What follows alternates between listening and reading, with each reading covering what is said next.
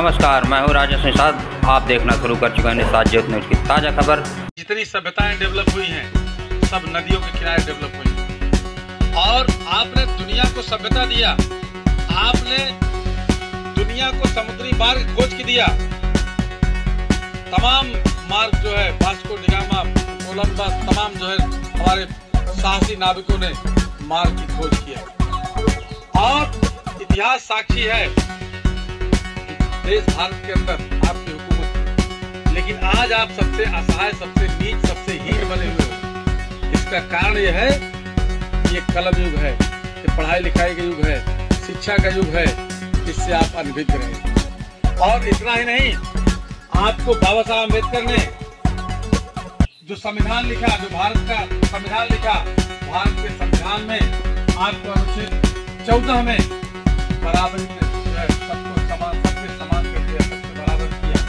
आपको वोट देने का अधिकार दिया।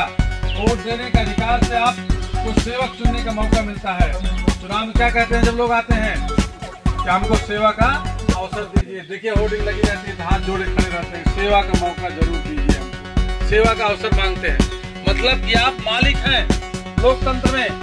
बाबा साहब ने आपको मालिक बनाया कि आप मालिक हैं लोकतंत्र में। सेवा का अवसर लोग मांगते हैं। और ये भी तय किया गया है संविधान में कि अगर सेवक आपकी सेवा सही ढंग से नहीं करता है तो उसको 5 साल के बाद सेवा से हटा दीजिएगा, दूसरा सेवक चुन लीजिएगा। ये पावर आपके पास है, लेकिन आप लोग उसको कर नहीं पा रहे हो। आपको जो है स्वतंत्रता, समानता सब कुछ मिला हुआ है। भारत के संविधान के प्रेम्बुल में आपको सामाजिक, आर्थिक, राजनीतिक न्याय की बात की गई है। आपको अवसर की समानता, प्रतिष्ठा प्राप्त करने का अधिकार दिया गया है, लेकिन हम लोग जो है उसको नहीं कर पाए आज तक। आज हम लोग जो है इसीलिए हम टहल करके अपने लोगों को, आप लोगों के बात बता रहे हैं। ये बात जानिए, समझिए, देश आपका है, इस देश के शासक आप रहे हैं। और आज जो सबसे प्रमाणिक दस्तावेज है, उस दस्तावेज में भी आपको जो है लिख दिया गया है कि आप, बाबा साहब अम्बेडकर ने लिख दिया है कि आप बराबरी के हकदार हैं देश में। आप पिछड़े नहीं हैं, आपको पिछड़ा गया है। आपको पिछड़ा गया है। आपको पीछे एक प्लान के तहत, एक साजिश के तहत किया गया है। तमाम अंधविश्वास में, तमाम जो है कर्मकांड में आपको फंसा करके आपसे सीधा तो लिया गया, आपसे दान दक्षिणा तो लिया गया, लेकिन आपको सही बात नहीं बताई गई, आपको भ्रमित किया गया। अगर आपको ये बात पहले बता दी गई होती कि शिक्षा से तरक्की होगी, शिक्षा से उन्नति होगी, तो आप लोग भी आप तरक्की, आप सबसे आगे होते।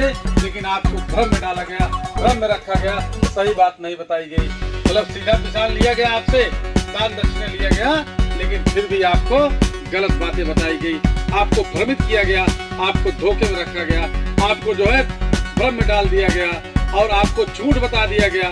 जबकि सच्चाई ये है कि शिक्षा से, पढ़ाई से, आज का ये कलम युग है, ये कलम युग है। कलम युग में शिक्षा और पढ़ाई से आपकी तरक्की हो सकती है। आपके बच्चे पढ़ लिख करके आगे जा सकते हैं, दुनिया में चमक सकते हैं, दुनिया में चमक बिखेर सकते हैं, बड़े से बड़े पद पे हासिल कर सकते हैं, बड़े से बड़े पद को जो है, बड़े से बड़ी जिम्मेदारी को निभा सकते हैं। ये चीज आप लोग